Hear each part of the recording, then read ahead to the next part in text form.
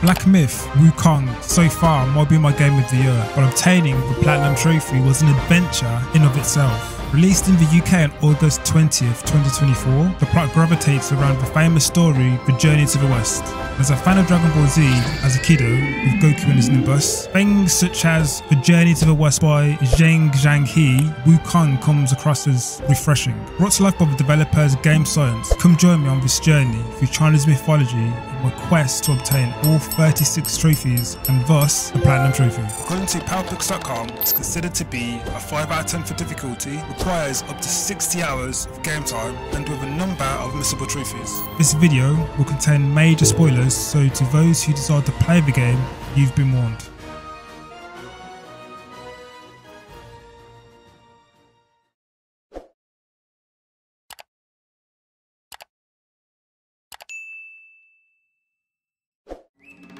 The game starts with a cutscene introducing the game characters and shows basic controls through the game's tutorial. Here we fight Erlang, the sacred divinity, who's basically this game's biggest badass mofo and is directly linked to one of the hardest trophies in this game. More on that later. After the fight, we are awarded my first bronze trophy, Home is Behind.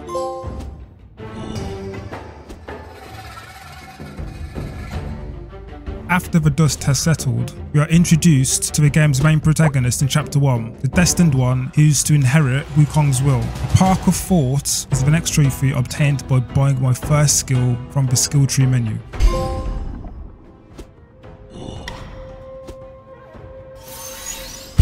Chapter 1 is broken down into many zones, and each zone has a boss followed by some NPCs. However, progressing on, I find myself at the end of the chapter and fighting the main boss, known as Black Bear Guai. I can't lie, I did die a few times to this dude. Phase 2 was a bit annoying, but overall, it was a decent first major boss, which snagged me another bronze trophy, a Blazing Black Wind.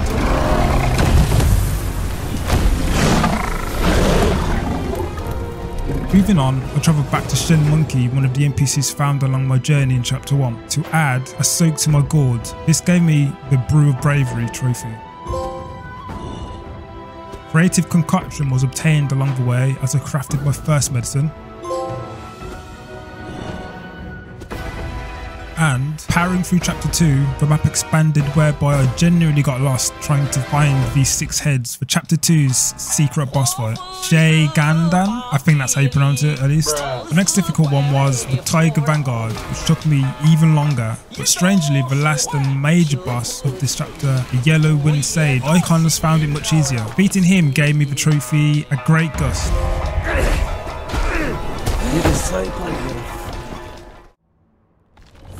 Chapter 3 starts on the Snow Hill path where I venture forth attacking new enemy types, finding new craftables until we meet Kang Jinglong, a dragon most probably recognised from the old trailer. Beating him, we get locked away in the Pagoda realm where we are tasked with escaping. Brings us all the way up to the Captain Lotus Vision, the boss of this whole area. Outside, this is where one of the game's companions makes an appearance after defeating another Guai boss, Kang Jing Star. Beiji, now freed from his prison. What took you so long? Constipation? I was nearly cooked alive in there. He talks to the giant turtle and they arrive on the bitter shores. End of the chapter in the Thunderclap Temple, we fight the major Guai, Yellowbrow, which proves to be an interesting boss fight to say the least. We get sucked into a basket, get a new summon, and end it off with the trophy Nifty Nonsense. I run with Barjay in Chapter 4 and learn a bit about his past, involved in a little more than just web shooting. We fight the second sister who sets us off on a whole adventure from the Keeper Shrine. I won't go into all the details as this chapter is quite long, but I fight this strange thing, bugs, and more bugs. I get chased by this horrid horde too. I hope there's no arachnophobes here. And along the way, I find the secret area for this map, and it's by far my favourite in the game. However, this area also has one of the worst bosses too, the Scorpion Lord. And once we had rid of him from the world, we fight the secret area's main boss, which wasn't too bad but had its moments for sure. This awarded me a Kokoro Crowed for defeating the Duskvale boss.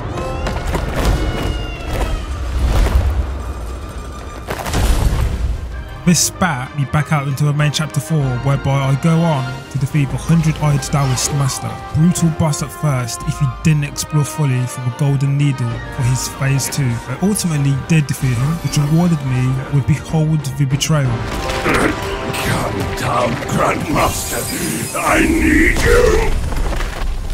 In Chapter 5, it's the ending for many character quests, including the one given by the Pale Axe Stalwart. It tasks us with finding and defeating all the iron carts. Along the way, I take out the grey bronze cart. After I fight Fast Wind and Quick as Fire, a comedic boss fight that led me to Cloudy Mist and Misty Clouds, which resulted in freeing a fox squire. Continuing on, we come into contact with the first big boss called Keeper of the Flaming Mountains. This fight was pretty sick visually, with multiple phases that do require a bit of strategy. After Baiji headbutts the pinball, and I make my way to the top of the mountain where the Bull King resides, here the plot thickens. The fox squire is no other than the Red Boy in disguise. Here we fight the Red Boy, defeat him, and for the chapter's true boss, Yaksha King, or Flaming Fury.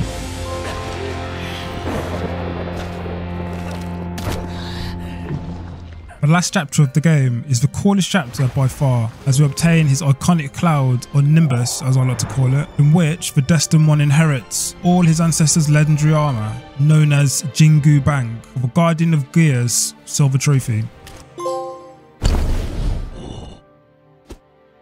At this point I know I was at endgame, so I went back through the entire game to clean up any missing bosses or items. So I went back to chapter 1 and defeated the Elder Jinchi in the secret area. After I obtained Always Accompanied by talking to the old man NPC in every location and upgrading my gourd to the maximum level.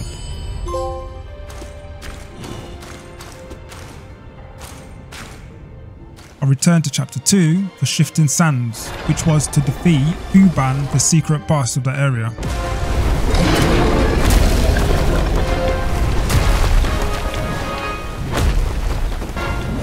Along the way, I obtained all 4 vessels for the Silver Trophy Treasure Trove. Along my cleanup, I collected all the long scales for the hidden long bosses. I defeated all 4 for the Sire and Sons trophy.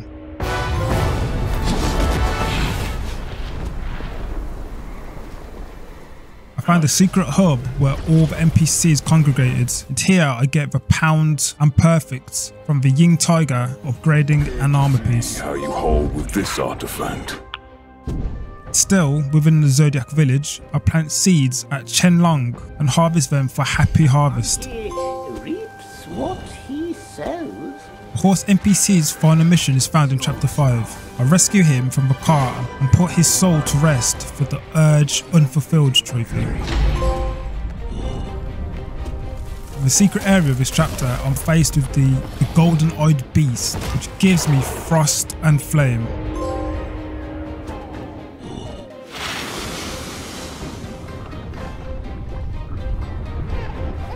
Clamour of Frogs is easy as it was just to defeat all 6 frog bosses throughout the game.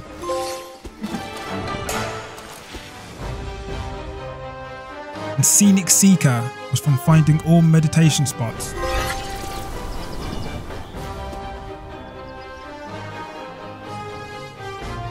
Erlang, the sacred divinity, is found in chapter 3's secret area in the Memorial within the Buddhist temple area, but the fight itself takes place in chapter 6 in Mount Huagua.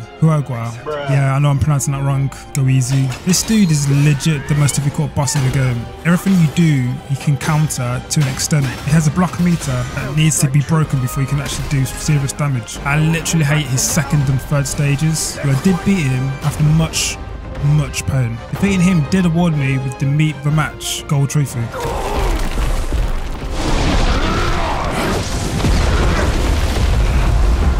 Seeds are dropped in the world from mobs and bosses. For the trophy Seeds to Sow, I needed to collect all 15 seeds.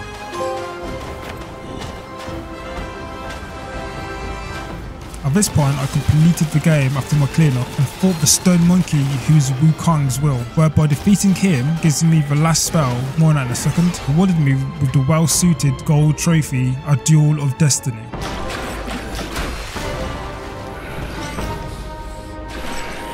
And 6 senses secured by entering New Game Plus. Naturally, Master of Magic came next for unlocking all spells.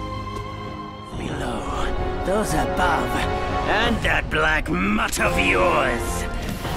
Come at me, all of you. But the hardest part was done, I still had much to do, so I beelined it through all the game chapters and collected celestial pills along the way for medicine meal. Obtained all curios for Curious Collection.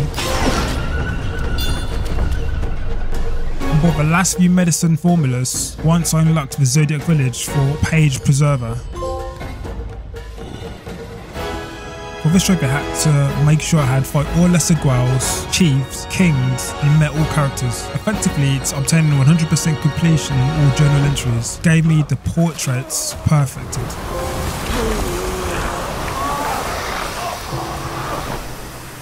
And Bickle Forms was obtained from unlocking all spirit skills and transforming spells.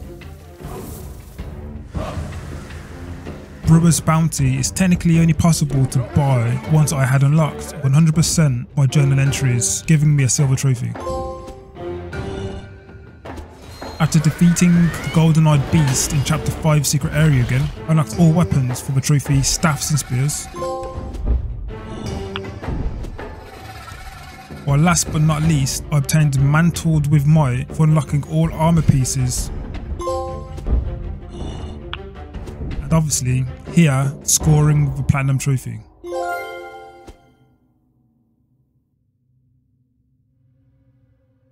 Alright, so Black Myth, Wukong is one of those games I've been following since its first trailer like eons ago, and gotta say mate, the wait was worth it. Well, it's definitely like a Souls-like game, it's kind of its own thing. The combat's more like Devil May Cry, but with a soul-like exploration kind of type thing. I'm not sure about others, but I did have some performance issues, and even on the performance mode it was like stutters and whatnot. But as it's Game Science's first game and running on Unreal Engine 5, kind of gotta give him a pass, you know, on that one.